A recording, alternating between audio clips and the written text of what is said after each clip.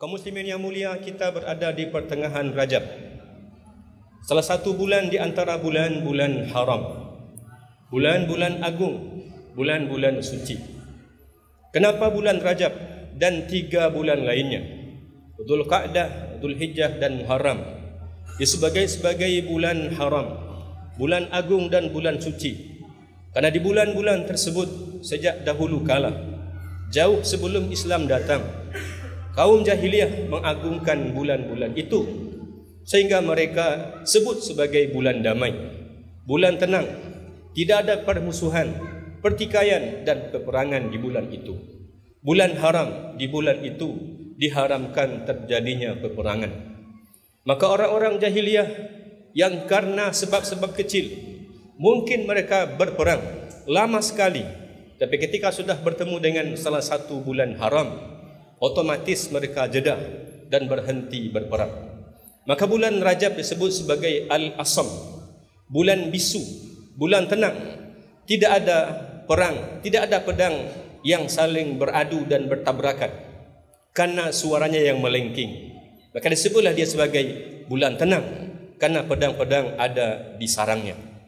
Pedang-pedang tidak bertikai satu sama lainnya. Yang kedua, kenapa disebut sebagai bulan haram? Di bulan-bulan ini maksiat jauh lebih diharamkan dibanding bulan-bulan lainnya. Semua maksiat sepanjang hari, sepanjang bulan dan sepanjang pekan dilarang dalam agama kita. Tapi Allah katakan, "Fala tadlimu fihinna anfusakum." Janganlah kalian aniaya diri kalian di bulan-bulan itu. Apa maknanya? Janganlah berdosa lagi di bulan-bulan itu. Karena itu bulan Rajab dan bulan-bulan haram adalah bulan tenang, bulan damai, bulan taubat, bulan kita memperbaiki kualitas amal-amal kita. Karena itulah dia menjadi mulia. Ulama kita mengatakan bulan haram itu maknanya segala keburukan, segala maksiat dan dosa yang otomatis dilarang di bulan apa saja. Tapi jika masih berdosa di bulan-bulan tersebut, hukumannya, sanksinya jauh lebih berat dibanding jika ditunaikan di bulan-bulan lain. Dan sebaliknya, jika ketaatan, kebaikan dan amal soleh ditunaikan di bulan-bulan haram, Rajab dan seterusnya, maka pahalanya, imbalannya dari Allah juga lebih baik dibandingkan jika ditunaikan di bulan-bulan lain pula. Maka kaum muslimin sedang Jumat yang mulia, orang-orang sebelum kita, orang-orang soleh sebelum kita, para salafus soleh selalu dan bahkan sering berdoa. Sejak masuk bulan Rajab mereka berdoa, Allahumma barik lana fi Rajab wa Sya'ban wa ballighna Ramadan. Ingat, ketika Rajab sudah datang, tandanya itulah awal mula persiapan kita menyambut bulan Ramadan. Ramadan bukan hanya kita sambut sehari 2 hari sebelum dia datang. Bukan hanya di penghujung Sya'ban kita persiapkan diri kita. Bukan. Orang-orang soleh sebelum kita, sejak bulan Rajab, mereka ingat sebentar lagi akan bertemu dengan Ramadan. Maka dengan doanya, walaupun ulama kemudian mengatakan doa yang barusan kita baca tidaklah sahih dari Nabi, tapi semua ulama mengatakan tidak ada hambatan bagi siapapun yang ingin berdoa di bulan ini dengan Allahumma barik lana fi Rajab wa Sya'ban. Ya Allah, berkahilah Rajab dan Sya'bannya kami dan sampaikanlah kami ke bulan Ramadan. Maka Rajab adalah persiapan pertama kita atau bulan persiapan kita. Di bulan inilah amal-amal soleh kita perbanyak. Di bulan inilah dosa-dosa kita mohonkan kepada Allah untuk diampunkan dengan bertaubat dan beristighfar. Maka apapun target-target kita di bulan Ramadan, mulai lakukan di bulan ini. Makanya dikatakan oleh Allah, fala tadlimu fihinna anfusakum. Janganlah lakukan lagi kesalahan dan dosa di bulan ini karena imbalannya jauh lebih besar. Perbanyaklah kebaikan dan ketaatan di bulan ini karena imbalannya juga jauh lebih besar. Kenapa dosa itu dilarang? Seperti dulu kita sampaikan, Allah ajarkan kita untuk terus beramal soleh karena kesolehan kita berguna. Bukan hanya nanti saat kita di akhirat, bukan saja nanti saat kita dalam kubur, bahkan sejak kita di muka bumi ini, kesolehan dan kebaikan kita itu berguna. Maka itulah Allah katakan, man amila salihan min dzakarin aw untha wa huwa mu'min. Siapa yang beramal soleh, laki-laki ataupun perempuan, asal ia adalah orang beriman, kata Allah, pasti akan kami berikan kepadanya kehidupan yang baik.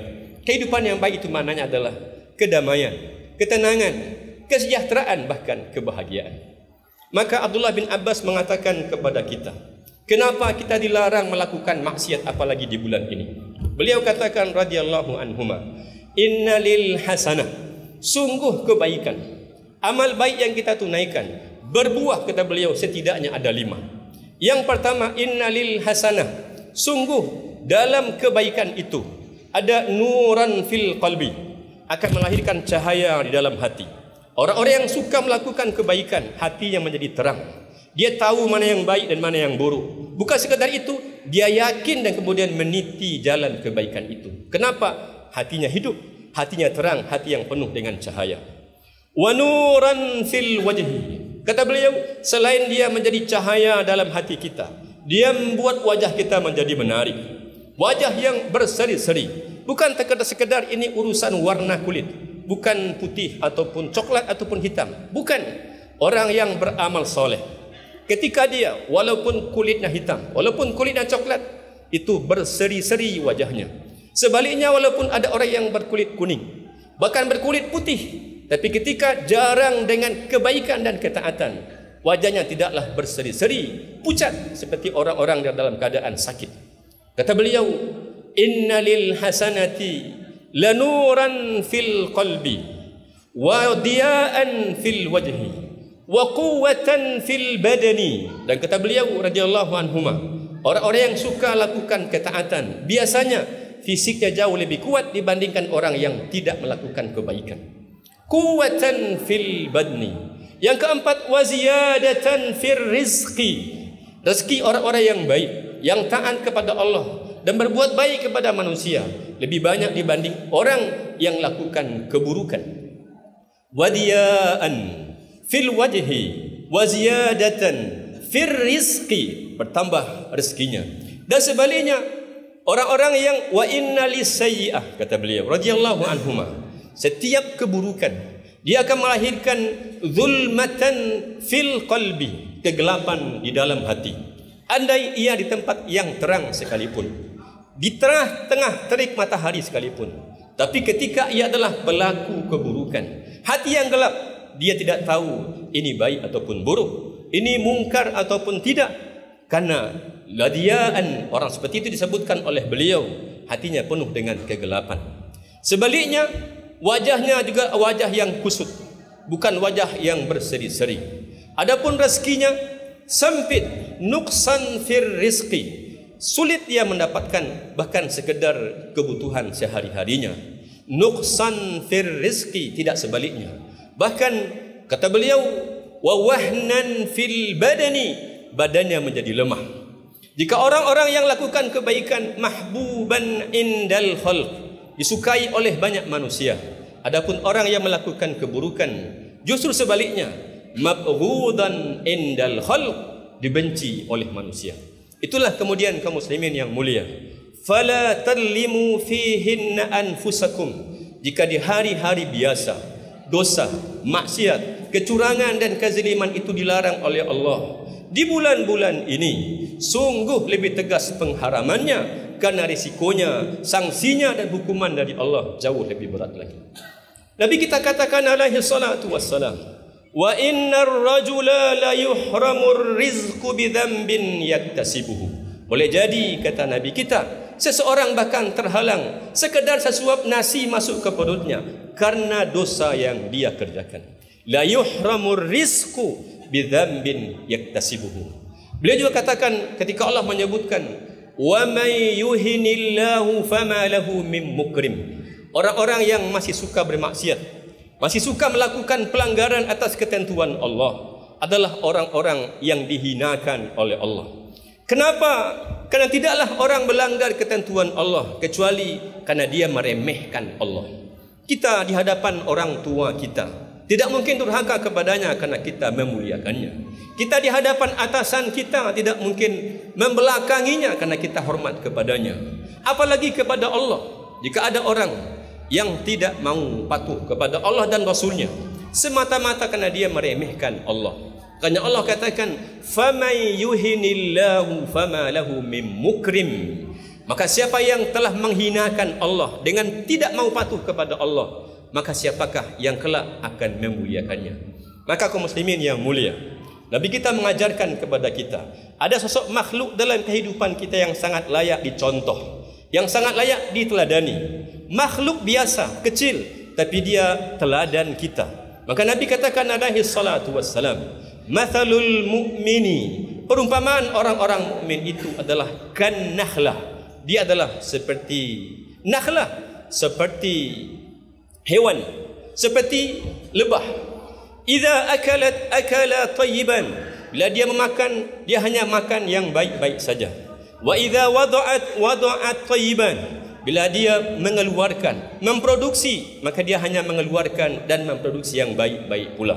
Wa idza wada'a ala 'udin, dan bila dia hinggap di atas ranting kayu, fala tuksirhu, maka dia tidak kemudian mematahkan ranting itu.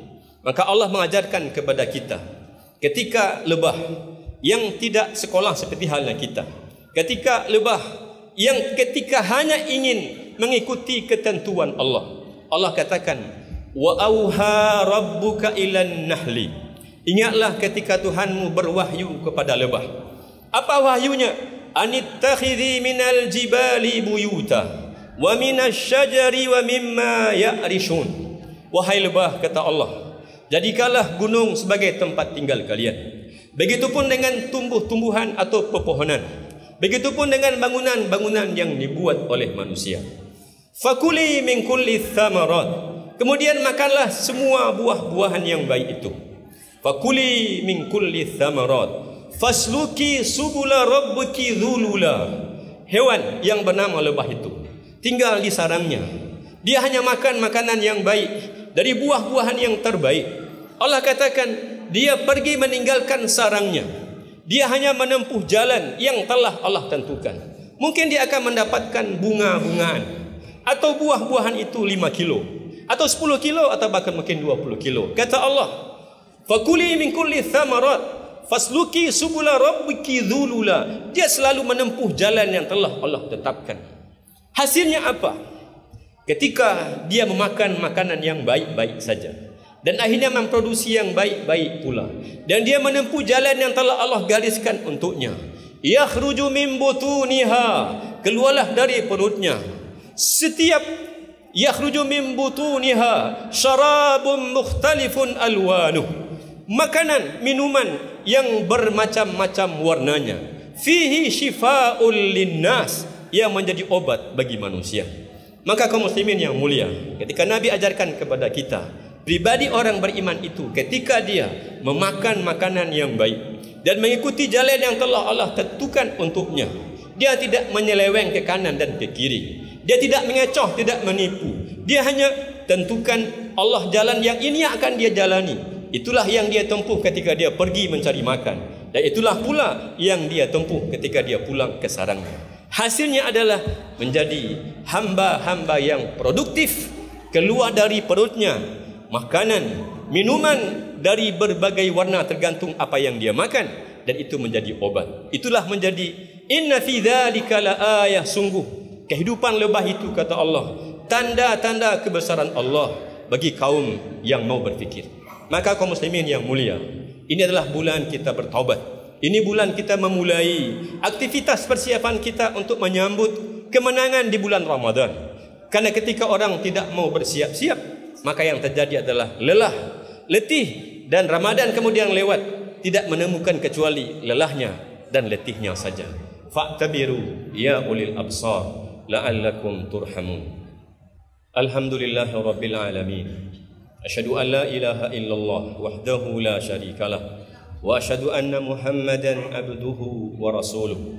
Allahumma salli wa sallim wa barik ala hadan nabiyil karim wa ala alihi wa ashabihi wa man ittaba'a hudahu ila yaumiddin. Amma ba'du, fa ya ibadallah, usikum wa nafsi bitaqwallah wa huthukum ala ta'atihi la'allakum turhamun. Ya ayyuhalladzina amanu taqullaha haqqa tuqatih wa la tamutunna illa wa antum muslimun. Yaqulu jalla wa ala fi kitabihil aziz. A'udzu billahi minasy syaithanir rajim. Wa ma asabakum min musibatin fabima kasabat aydikum wa ya'fu an katsir. Allah mengatakan tidak ada musibah, tidak ada bencana, tidak ada kesulitan yang menimpamu, melainkan itu adalah akibat dari perbuatanmu sendiri. Maka kaum muslimin yang mulia, ketika kebaikan dan kesolehan berguna untuk kehidupan kita yang lebih baik, pastikan kita sadar keburukan dan maksiat yang kita lakukan berbuah buruk dengan bentuk bencana, malapetaka, musibah dan lain-lain sebagainya. Pastikan ini bulan saatnya kita bersiap-siap menyongsong Ramadan dengan memperbanyak amal soleh, dan awalilah amal soleh itu dengan bertaubat. Karena kalau masih banyak dosa dalam badan kita, maka menjadi berat kalau kita ingin beramal soleh. Tapi ketika dosa sudah kita buang dengan bertaubat dan beristighfar kepada Allah, melangkah menuju ketaatan adalah hal yang sangat mudah untuk kita lakukan.